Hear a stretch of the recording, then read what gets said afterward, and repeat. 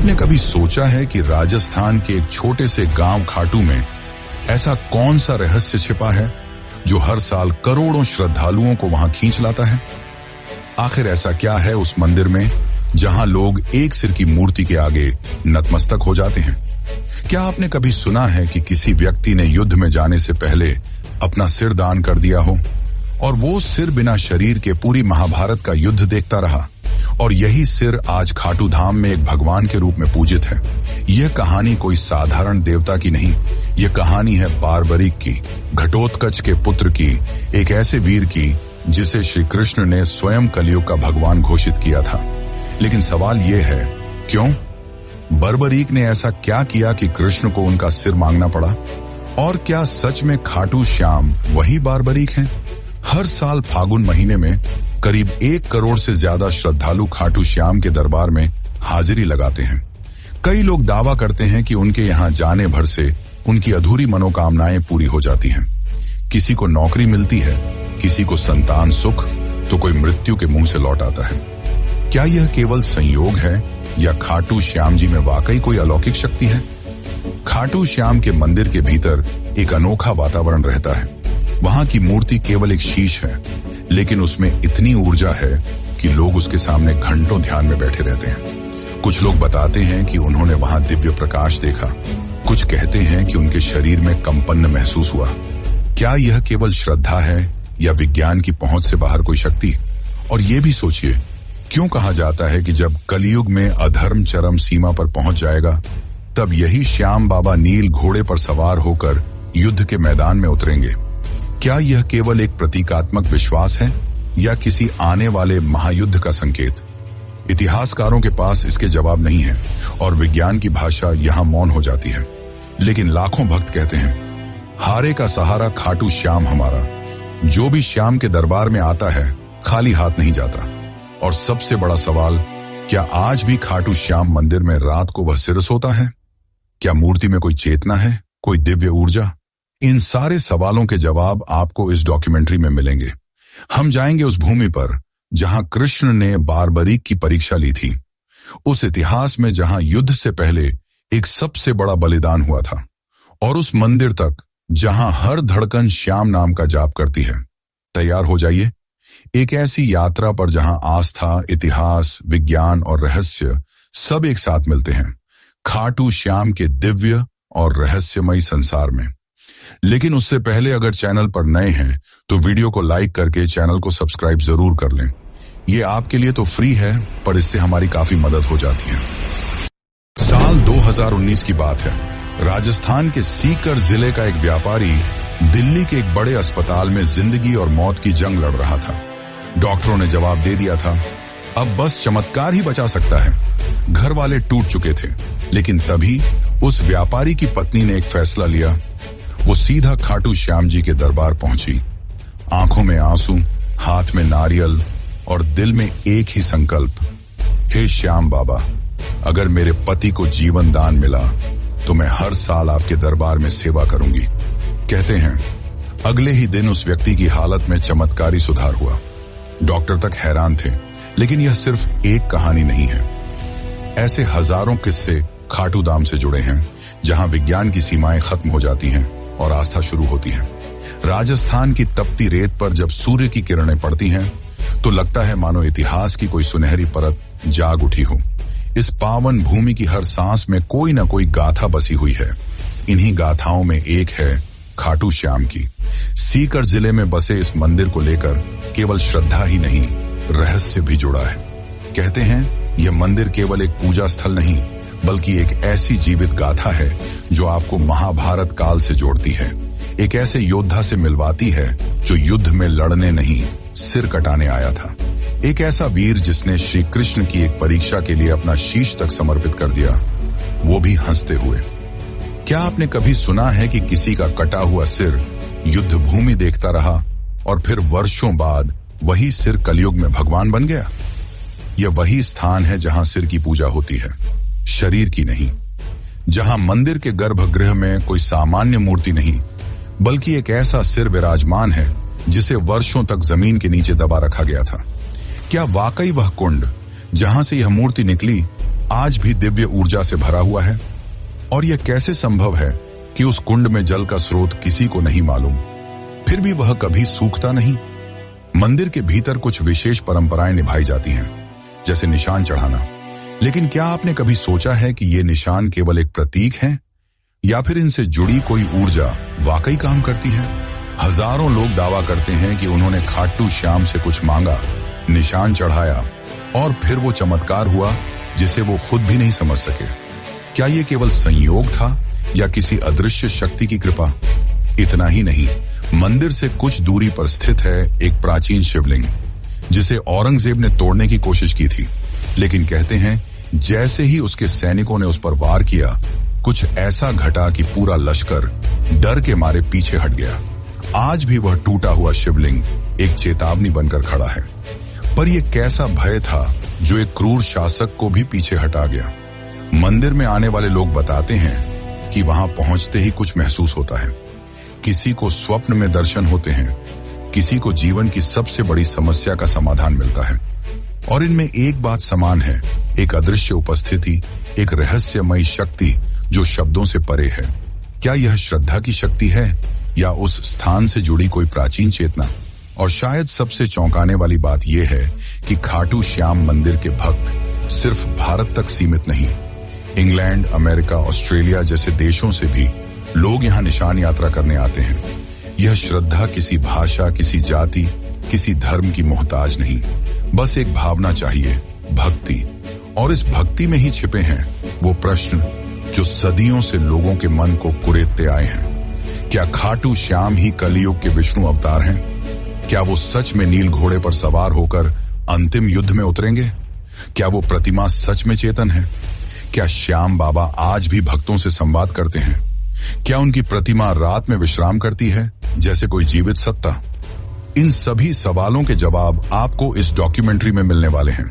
और साथ ही हम जानेंगे कि आप कैसे खाटू श्याम की यात्रा कर सकते हैं और आपको कब यहां जाना चाहिए।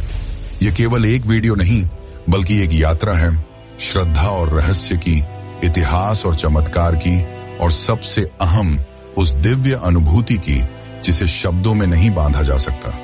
तो आइए चलिए उस रास्ते पर जो आपको केवल एक मंदिर नहीं बल्कि एक चमत्कार से रूबरू कराएगा, खाटू श्याम का चमत्कार। बाबा खाटू श्याम का संबंध महाभारत काल से माना जाता है। वे घटोत्कच के पुत्र थे। कथा की शुरुआत होती है उस अंधकारमय दौर से जब कौरवों और पांडवों के बीच तनातनी अपने चरम पर थी।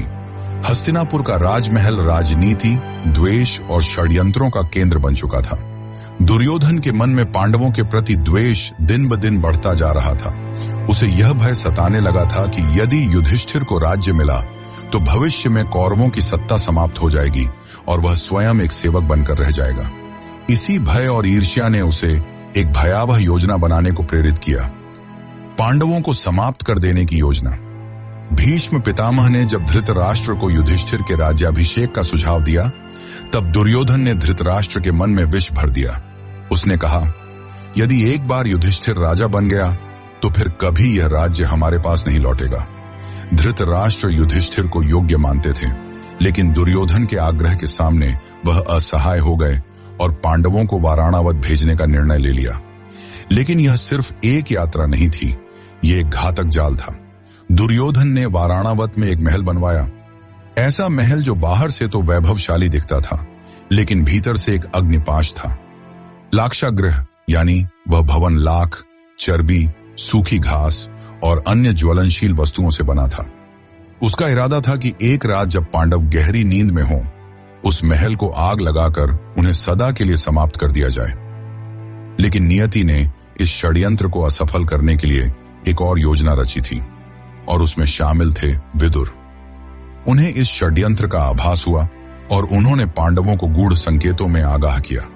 विदुर ने सुरंग खुदवाने वाले कारीगर को भेजा और कहा कि एक गुप्त रास्ता वन तक बनवा लिया जाए ताकि आपातकाल में जीवन बचाया जा सके। फिर वह रात आई जब पुरोचन ने महल को अग्नि के हवाले करने की योजना बनाई, लेकिन इस योजना से पहले ही भीम ने प्रतिकार किया। अग्नि वहीं फैली, लेकिन अपने साथ पुरोचन उसकी योजना और निर्दोष भीलनी को भी ले गई। उधर पांडव सुरक्षित सुरंग से निकलकर हिंडनी नदी के किनारे पहुंचे और विदुर द्वारा भेजी गई नौका में सवार होकर दूर एक घने जंगल में जा पहुंचे। और यहीं से प्रारंभ होती है एक नई कथा, एक वीर योद्धा, एक राक्षसी कन्या और एक ऐसे पुत्र की गाथा जो आगे चलकर 3 बाणों से युद्ध का रुख बदलने की शक्ति रखता था। इस जंगल में रहते थे हिडिंब और उसकी बहन हिडिंबा। हिडिंब एक नरभक्षी राक्षस था जो मानव मांस खाकर जीता था। उसने अपनी बहन को आदेश दिया कि जंगल में विचरते पांडवों को मारकर उसका भोजन तैयार करे, लेकिन नियति ने इस कहानी को कुछ और ही रूप देना तय किया था। जब हिडिंबा भीम के सामने पहुंची तो वह उसके वीर व्यक्तित्व और तेजस्विता पर मोहित हो गई। राक्षसी होते हुए भी उसके भीतर प्रेम की एक ज्योति जल उठी। भीम की रक्षा करते हुए हिडिंबा अपने भाई से विरोध कर बैठी। इससे नाराज होकर हिडिंब ने भीम पर आक्रमण किया और फिर शुरू हुआ एक घमासान संग्राम। यह युद्ध शक्ति और छल का नहीं बल्कि धर्म और अधर्म के बीच था। अंततः भीम ने हिडिंब को परास्त कर मार गिराया। इसके बाद हिडिंबा ने भीम के सामने विवाह का प्रस्ताव रखा। पहले तो भीम ने उसे अस्वीकार कर दिया, लेकिन जब माता कुंती ने हस्तक्षेप किया और एक शर्त रखी कि विवाह के बाद संतान प्राप्ति तक ही वह साथ रहे, तो यह विचित्र विवाह संपन्न हुआ। जंगल में उनका गंधर्व विवाह हुआ और वहीं जन्म हुआ एक तेजस्वी बालक का, घटोत्कच। घटोत्कच का व्यक्तित्व भीम जैसा ही था, बलशाली, पराक्रमी और न्यायप्रिय। कालांतर में उसका विवाह दैत्यराज मुरा की पुत्री अहिलावती से हुआ और उनके 2 पुत्र हुए, अंजन अपर्वा और बर्बरीक। बर्बरीक यानी वह योद्धा जिसकी गाथा आगे चलकर काल के गर्व को चूर कर देगी। वह बालक जिसने बाल्यकाल में ही शिव की तपस्या की और उनसे 3 अमोघ बाणों का वरदान पाया, और यह वही 3 बाण थे जिनसे वह किसी भी युद्ध में संपूर्ण सेना का अंत कर सकता था, मात्र 3 बाणों से। लेकिन उसकी वीरता से भी अधिक अद्भुत थी उसकी सत्यनिष्ठा। अपनी माता से किए एक वचन ने उसे एक ऐसे मार्ग पर ला खड़ा किया जहां से इतिहास की धारा मुड़ गई। वह वचन था, मैं सदा हारे की ओर से युद्ध करूंगा। और यहीं से प्रारंभ होता है खाटू श्याम बनने की ओर उसका अंतिम सफर। घटोत्कच और अहिलावती का वह तेजस्वी पुत्र बर्बरीक बचपन से ही असाधारण प्रतिभा का धनी था। उसकी आंखों में वीरता की चमक थी और हृदय में धर्म की लौ। वह युद्ध विद्या, अस्त्र शस्त्र, नीति और तपस्या में अपराजय था। लेकिन उसकी सबसे बड़ी शक्ति थी उसकी आस्था। जब वह थोड़ा बड़ा हुआ, उसकी माता अहिलावती ने उसे एक दिव्य उद्देश्य के लिए तैयार किया। उन्होंने उसे भगवान शिव की कठोर तपस्या करने को प्रेरित किया। बर्बरीक ने तप की आग में अपने शरीर को तपाया और उसकी भक्ति से प्रसन्न होकर महादेव ने उसे 3 अमोघ बाणों का वरदान दिया। ये बाण कोई साधारण बाण नहीं थे। ये बाण ऐसे थे कि एक से लक्ष्य को चिह्नित किया जा सकता था, दूसरे से उसका संहार और तीसरे से उसे वापस बुलाया जा सकता था। कहा जाता है कि मात्र इन 3 बाणों से वह समस्त पृथ्वी की सेनाओं का अंत कर सकता था। समय बीतता गया और युद्ध का वह क्षण समीप आ गया जिसे महाभारत के नाम से जाना जाता है। कुरुक्षेत्र की भूमि पर धर्म और अधर्म आमने सामने थे। सभी योद्धा एकत्र हो चुके थे। उसी समय बर्बरीक ने युद्ध भूमि में जाने का निश्चय किया। वह युद्ध में भाग लेना चाहता था क्योंकि उसका हृदय न्याय के लिए धड़कता था, परंतु उसकी मां से लिया गया वचन अब उसके रास्ते में खड़ा था। उसने प्रण लिया था कि वह सदैव हारे हुए पक्ष की ओर से लड़ेगा। कुरुक्षेत्र जाते हुए जब वह अपने नीले रंग के घोड़े पर सवार होकर चला तो मार्ग में एक ब्राह्मण ने उसका रास्ता रोक लेता है। लेकिन वह कोई साधारण ब्राह्मण नहीं था। वह स्वयं भगवान श्री कृष्ण थे जो उसकी शक्ति और उसके निर्णय की परीक्षा लेना चाहते थे। कृष्ण ने मुस्कुराकर पूछा, वत्स, तुम कहां जा रहे हो? बर्बरीक ने उत्तर दिया, हे ब्राह्मण, मैं महाभारत के युद्ध में जा रहा हूं। मेरा कर्तव्य है कि मैं उस पक्ष के लिए युद्ध करूं जो हार रहा हो। कृष्ण ने उसकी वीरता पर संदेह नहीं किया, लेकिन उसके निर्णय से उत्पन्न होने वाले परिणामों की गहराई को समझाना आवश्यक था। उन्होंने पूछा, यदि तुम केवल हारे हुए पक्ष की ओर से लड़ोगे तो युद्ध का क्या होगा? बर्बरीक ने गंभीरता से उत्तर दिया, जहां हार होगी मैं वहां जाऊंगा और जिस ओर मैं जाऊंगा वह जीत जाएगी। यह सुनकर श्री कृष्ण का हृदय कांप उठा। उन्हें स्पष्ट हो गया कि यदि बर्बरीक युद्ध भूमि में उतर गया तो युद्ध का संतुलन टूट जाएगा। धर्म और अधर्म की रेखाएं धुंधली हो जाएंगी। पांडवों की विजय असंभव हो सकती थी। तभी उन्होंने बर्बरीक की परीक्षा ली। उन्होंने एक वृक्ष की ओर इशारा करते हुए कहा, अगर तुम इतने पराक्रमी हो तो इन पत्तों को एक बाण से भेद कर दिखाओ। बर्बरीक ने ध्यान लगाकर अपना पहला बाण चलाया और वह बाण वृक्ष के हर पत्ते को छेदने निकल पड़ा, लेकिन एक पत्ता बच गया जो श्री कृष्ण ने अपने चरणों तले छुपा लिया था। बाण हवा में घूम रहा था, खोज रहा था और अंत में श्री कृष्ण के चरणों के पास रुक गया। तब बर्बरीक ने बड़े विनम्र भाव से कहा, हे ब्राह्मण, कृपया अपना चरण हटा लें, वरना यह बाण आपको घायल कर देगा। श्री कृष्ण मुस्कुराए। उन्हें उस क्षण वह विराट पुरुष दिखाई दिया जिसमें वीरता और विनम्रता दोनों का अद्भुत मेल था। अब समय था अंतिम परीक्षा का। कृष्ण बोले, हे वीर, क्या तुम मुझे एक दान दे सकते हो? बर्बरीक ने बिना झिझक कहा, हे ब्राह्मण, जो भी मांगेंगे मैं अर्पित करूंगा। तब श्री कृष्ण ने कहा, मैं तुमसे तुम्हारा शीश मांगता हूं। क्षण भर को सन्नाटा छा गया, लेकिन न तो बर्बरीक भयभीत हुआ न विचलित। उसने बस एक आग्रह किया, हे ब्राह्मण, आप अपने असली रूप में प्रकट हों, क्योंकि ऐसा दान कोई सामान्य व्यक्ति नहीं मांग सकता। तभी श्री कृष्ण ने अपना विराट स्वरूप प्रकट किया। चतुर्भुज, पीतांबरधारी, सुदर्शनधारी, चंद्रवदन श्रीहरि के रूप में। बर्बरीक ने हाथ जोड़ ली। उसे अब स्पष्ट हो गया कि यह कोई साधारण युद्ध नहीं, बल्कि धर्म और अधर्म की अंतिम परीक्षा है। तब श्री कृष्ण ने कहा, हे वीर, तुम्हारा बल, तुम्हारा त्याग और तुम्हारी भक्ति इस युग को दिशा देंगे। मैं चाहता हूं कि तुम युद्ध भूमि में दर्शक बनो। मैं तुम्हारे शीश को अमृत से स्नान कराऊंगा। तुम पूरे युद्ध को देखोगे और न्याय के आधार पर निर्णय दोगे। और सुनो, कल युग में जब धर्म क्षीण होगा, तब लोग तुम्हें हारे का सहारा कहकर याद करेंगे। वे तुम्हारे सिर की पूजा करेंगे, क्योंकि उसमें मेरा अंश रहेगा। तुम्हारा नाम होगा श्याम और तुम मेरे ही रूप में पूजे जाओगे। श्री कृष्ण ने अपने हाथों से उसका शीश लिया और उसे युद्ध भूमि की एक ऊंची पहाड़ी पर स्थापित किया, जहां से उसने महाभारत का संपूर्ण युद्ध देखा, न्याय की दृष्टि से, बिना किसी पक्षपात के। और इस प्रकार जन्म हुआ खाटू श्याम का। जितना ही रहस्यमयी खाटू श्याम है, उतना ही रहस्यमयी इस मंदिर का निर्माण। तो चलिए अब जानते हैं मंदिर के निर्माण की असली कहानी। खाटू श्याम मंदिर का इतिहास उतना ही गूढ़ है जितनी इसकी महिमा। जब जब कालखंड चुप रहता है, तब तब कोई स्थल, कोई घटना, कोई संकेत स्वयं बोल उठता है। और खाटू श्याम धाम का निर्माण भी एक ऐसी ही पुकार से आरंभ होता है।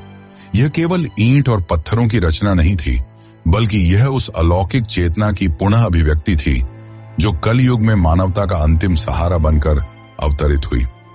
इस पावन मंदिर की नींव उस क्षण पड़ी जब राजस्थान की तपती धरती पर एक असामान्य घटना घटी।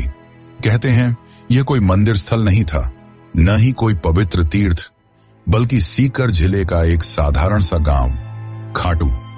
पर एक दिन जैसे स्वयं भगवान ने उस भूमि को पुकारा हो, एक गाय चढ़ते चढ़ते एक विशेष स्थान पर पहुंची और बिना किसी कारण उसके थन्नों से दूध बहने लगा। यह घटना कोई संयोग नहीं थी, यह प्रकृति की चेतावनी थी कि उस धरती के गर्भ में कोई अलौकिक सत्य छुपा है। जैसे जैसे यह बात गांव में फैली, जिज्ञासा बढ़ती गई।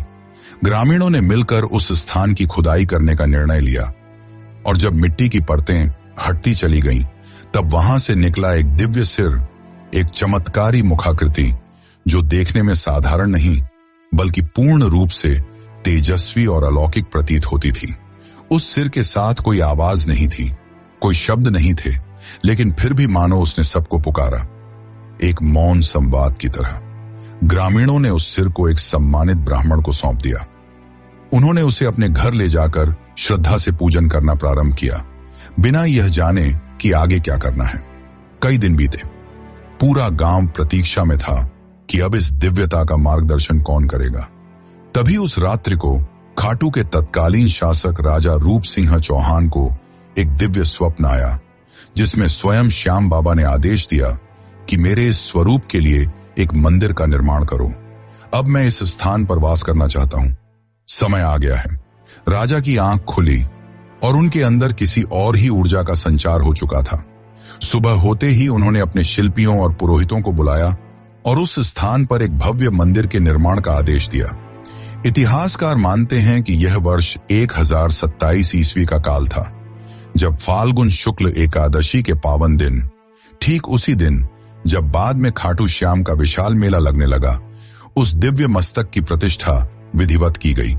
इसके साथ ही खाटू नामक यह गांव, जिसने कभी कोई विशेष धार्मिक पहचान नहीं रखी थी, देखते ही देखते आस्था का केंद्र बन गया। मंदिर का प्रारंभिक निर्माण अत्यंत साधारण था, ईंट, चूना और सीमित शिल्पकारी के साथ, लेकिन समय जैसे जैसे बीतता गया, इसकी महिमा फैलती चली गई। लोगों ने चमत्कार अनुभव किए, बीमारियां ठीक हुईं, बंजर को संतान मिली, भटके हुए रास्ता पा गए, और इन चमत्कारों की साक्षी बनती रही वो मूर्ति जो आज भी उसी गर्भगृह में विराजती है। लगभग 7 शताब्दियों के बाद 1720 ईस्वी में जब खाटू क्षेत्र मारवाड़ रियासत के अधीन आया, तब वहां के प्रभावशाली दीवान अभय सिंह को भी खाटू श्याम बाबा ने स्वप्न में आदेश दिया। उन्होंने इस मंदिर का भव्य रूप में जीर्णोद्धार करवाया। संगमरमर की नक्काशी, सोने चांदी से अलंकृत द्वार और विशेष प्रकार के दुर्लभ पत्थरों से गर्भगृह की सज्जा की गई। यह वही मूर्ति है जो आज भी खाटू के मंदिर में स्थापित है, और मान्यता है कि यह किसी साधारण पत्थर की नहीं, बल्कि कृष्णकालीन श्याम वर्ण चित्त की प्रतीक शिला की है। मंदिर का वास्तु भी अद्भुत है। इसके शिखर पर लहराता ध्वज बाबा के उस संकल्प का प्रतीक है जो उन्होंने महाभारत युद्ध के पूर्व कृष्ण से किया था। मैं उस ओर रहूंगा जो धर्म की ओर होगा, और गर्भगृह की शांति एक ऐसी अनुभूति देती है कि मानो स्वयं श्याम बाबा आपकी सांसों की गति पढ़ रहे हों।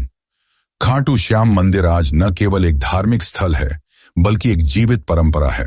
फाल्गुन मेला, लक्खी यात्राएं, निशान यात्रा, खाटू नरेश के जयकारे और वो भजन, श्याम तेरी बंसी पुकारे राधा नाम, ये सब मिलकर इस मंदिर को केवल एक स्थान नहीं, बल्कि एक आध्यात्मिक ऊर्जा का केंद्र बनाते हैं। कई विद्वान मानते हैं कि यह मंदिर इतिहास और अध्यात्म के बीच का एक जीवन संगम है, जहां सिर्फ दर्शन नहीं होते, वहां एक भरोसा जन्म लेता है कि जब कोई हारा हुआ इस दरबार में आता है, तो बाबा उसे फिर से जीवन से जोड़ देते हैं। तो जब अगली बार आप खाटू श्याम के दर्शन करें, तो सिर झुकाएं, केवल एक मन्नत के लिए नहीं, बल्कि उस त्याग के लिए जिसने युद्ध छोड़कर सेवा चुनी, और उस धरोहर के लिए जिसने कलयुग में भी भक्तों को विश्वास से जोड़े रखा।